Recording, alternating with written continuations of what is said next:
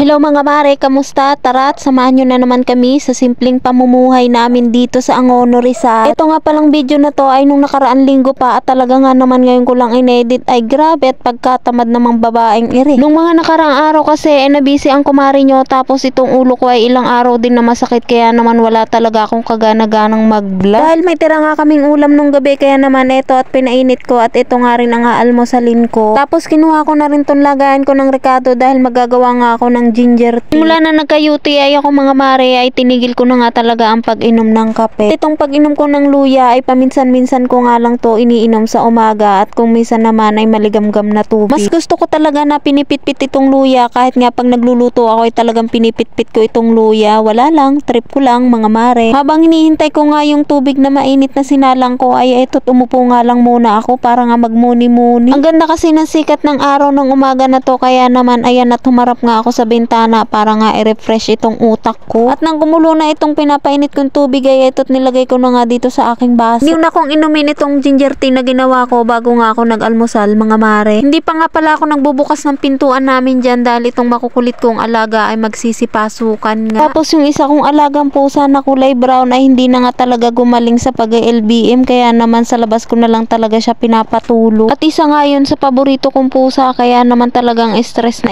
na ako at hindi ko nga alam kung ano nga igagamot ko dito. Babalik tayo mga mare. Pagkatapos ko nga mag-asikaso dito sa kusina ay hinarap ko nga itong uniform ng anak ko. Uniform nga ito ng bunso ko mga mare at kung kailan nga gagamitin ay saka pa talaga tinahi ay grabe naman talaga.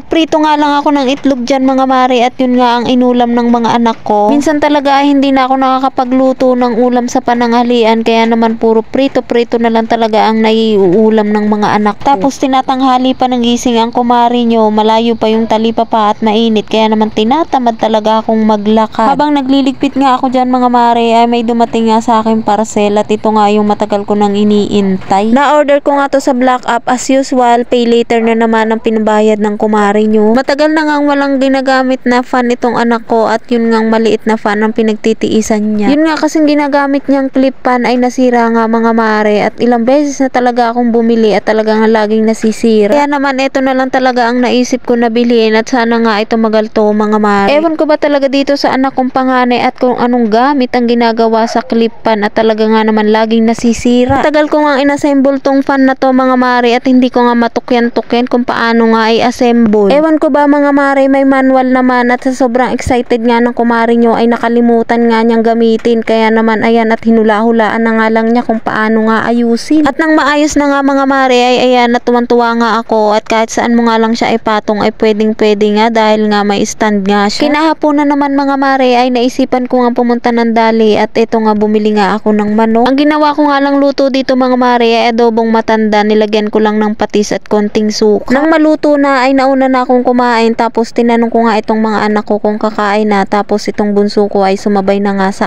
akin. Minsan kasi pagka ganitong gabi na ay talaga nga naman busog pa sila dahil pagka nga uwi nila ay may natitira pa silang baon kaya naman nagme-merienda sila bago umuwi. O paano ba yan mga mare, hanggang dito na lang muna. Bye bye!